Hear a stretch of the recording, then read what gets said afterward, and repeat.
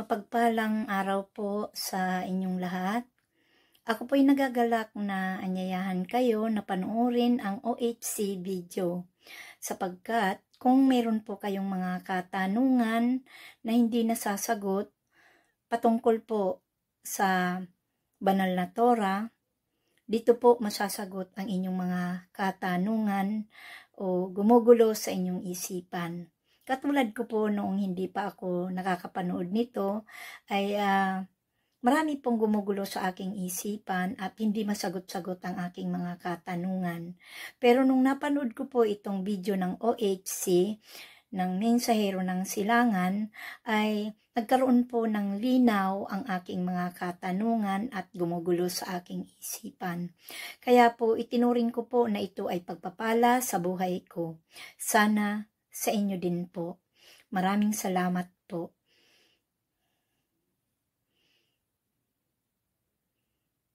At kung kayo po ay nasiyahan at nasagot ang inyong mga katanungan sa inyong panonood, ay pakishare lang po at follow the link lang po nasa baba po. Maraming salamat po. Be blessed.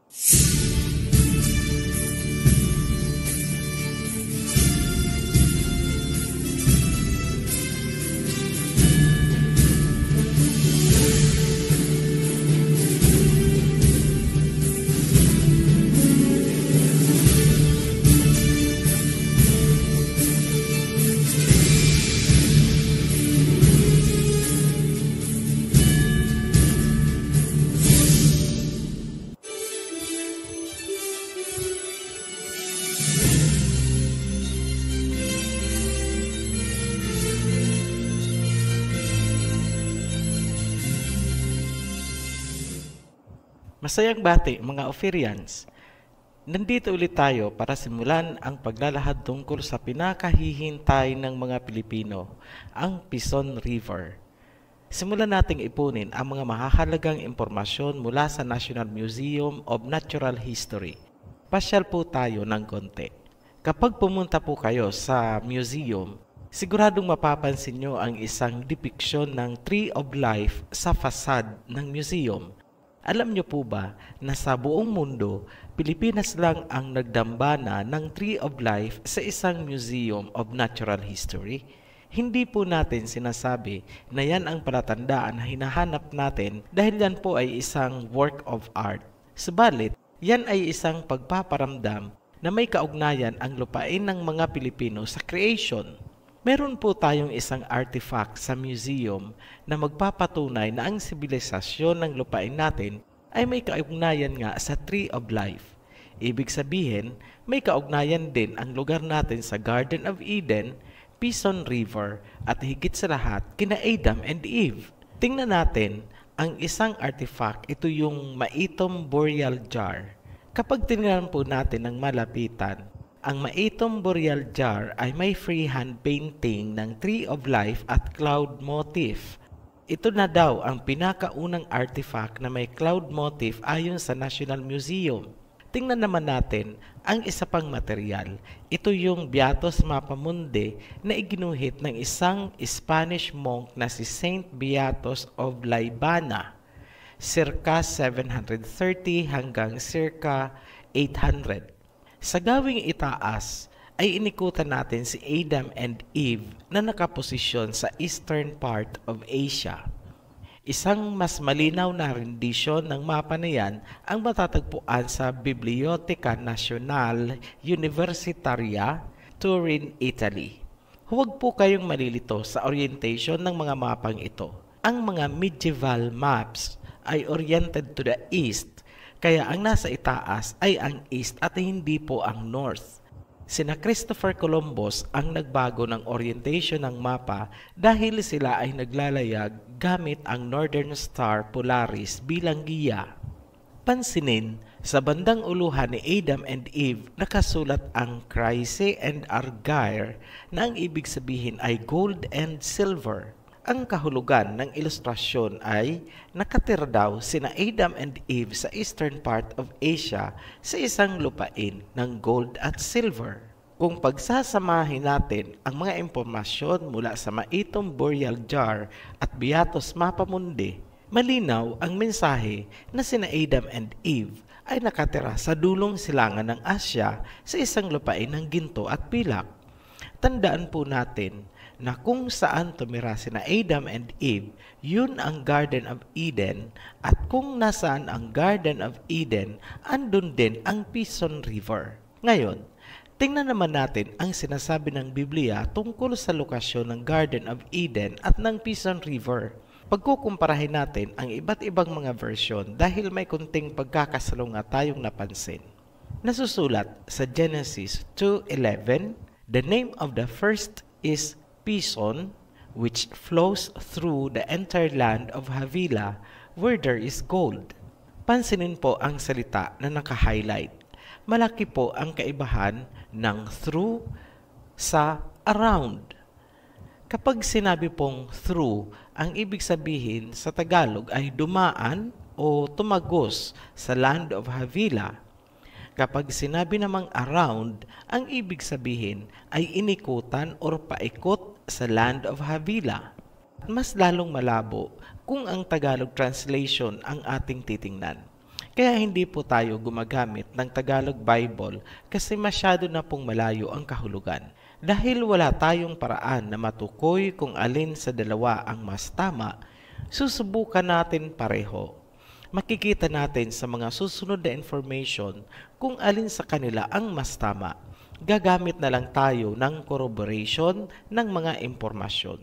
Ang sabi sa Genesis 2:12, ang land of Havilah ay may gold, bdellium, and onyx stone. Take note po, onyx stone po ang sabi at hindi onyx gemstone. Magkaiba po ang dalawang yan. Unahin natin ang gold bilang guide. Hindi nalingid sa kaalaman ng karamihan na ang Pilipinas ay pangalawa sa Africa kung pag-uusapan ang natural gold reserves. Ayon sa Manila Times, September 4, 2017 issue, humigit kumulang 60,000 years ang nakalipas, nagmimina na daw ng ginto ang ating mga Negrito gamit ang tradisyonal na pamamaraan. Malaki ang posibilidad na nakapaloob sa panahon na ito ang istorya ni King Solomon.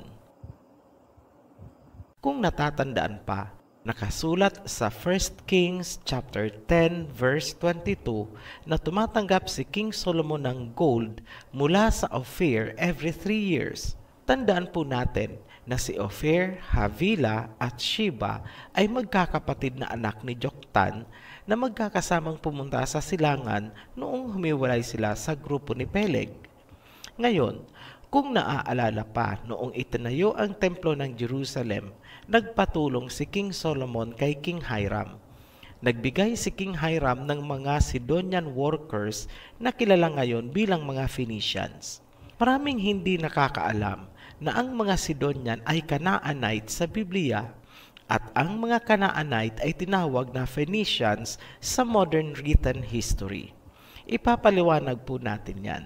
Ang Sidon ay isang ancient city ng modern-day Lebanon. Ayon sa research na isinagawa ng Wellcome Trust Foundation, napatunayan na ang Sidonian people ay mga Canaanites at ang mga Canaanites ay tinatawag na Phoenicians. Sa makatuwid, ang mga Sidonian workers na napag-alamang mga Canaanite ay mga Phoenicians ayon sa Ancient History Encyclopedia. May katibayan ba na ang mga Sidonian workers na tumulong sa pagtatayo ng templo ni King Solomon noon ay nakarating nga sa Pilipinas?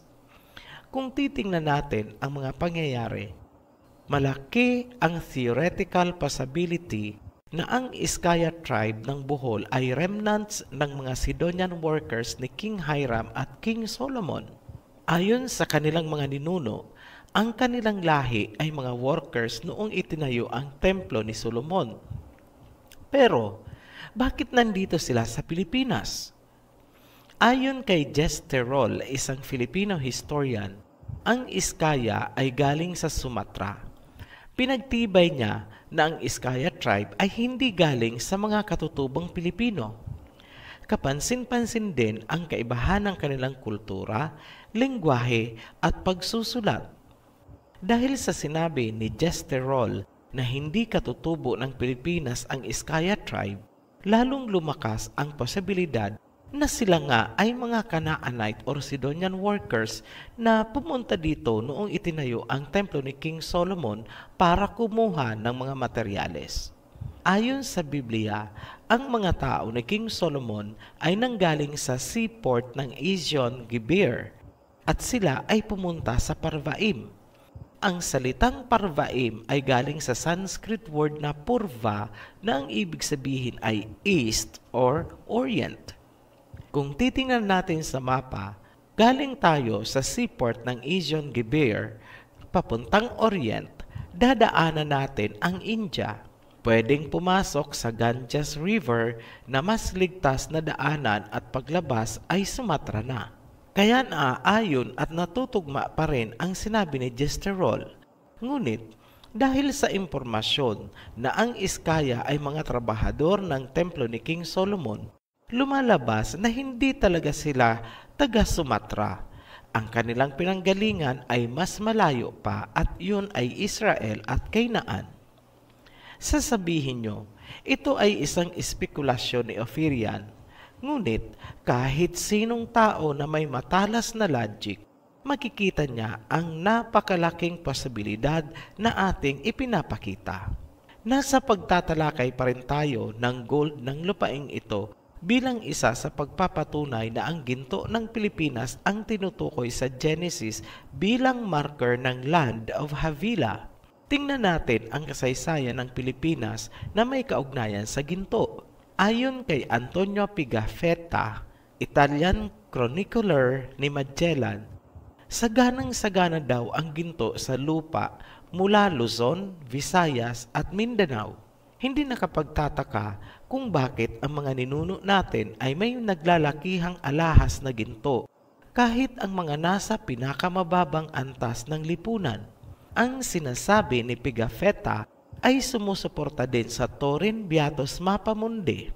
Ang mga ninuno natin ay ipinakita sa Boxer Codex na nakasuot ng naglalakihang gintong alahas. Kasalukuyang nakalagak ang Boxer Codex sa Lilly Library ng University of Indiana, Bloomington. Isang pagpapatunay sa sinabi ng Boxer Codex ay ang Surigao Treasure na kasalukuyang nakalagak naman sa Ayala Museum.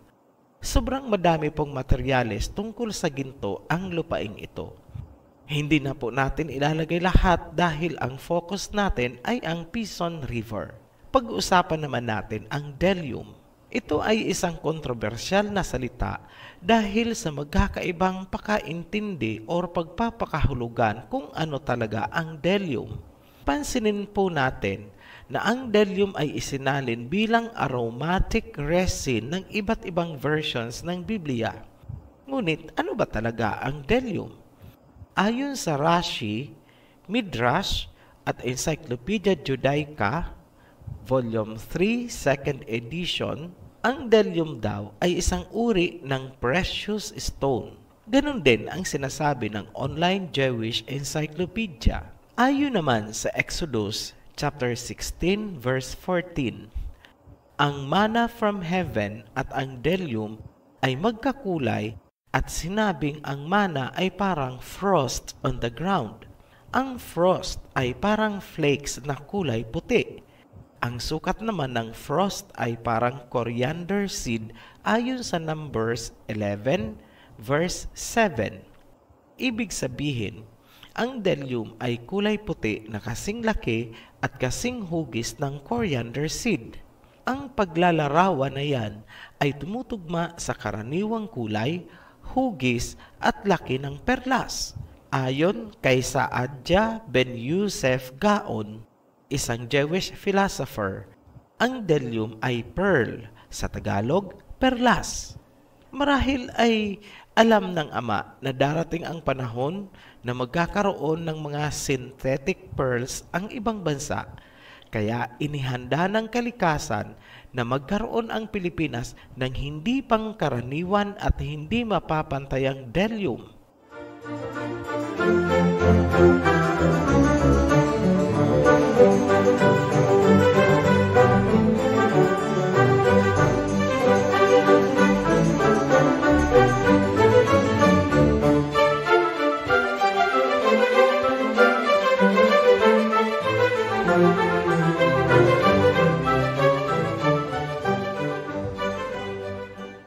Klarado na po na ang gold at delyum ay parehong matatagpuan sa Pilipinas.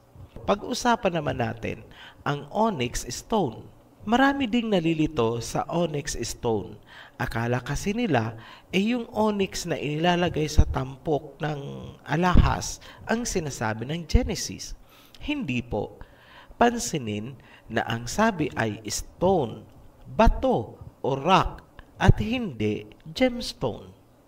May material po kaming nakuha na ang onyx stone sa ancient time ay tumutukoy sa onyx marble na kagaya ng ginamit sa Carthage at Rome na matagpuan malapit sa Ked Abdallah noong 1849. Meron pong ganun ang Pilipinas.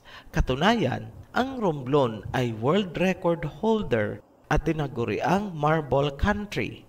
Ayon sa Manila Standard, January 26, 2014 edition, ang kalidad ng ating marble ay itinuring na pinakamatibay sa buong mundo at ito ay may iba't ibang kulay.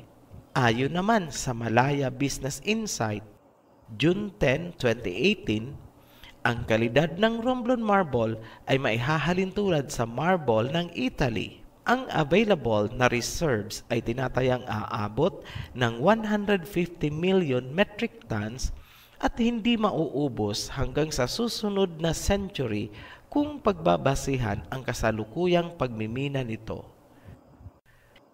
Ngayon, bakit natin inilarawan ng detalyado ang gold, delyum at onyx stone ng Pilipinas?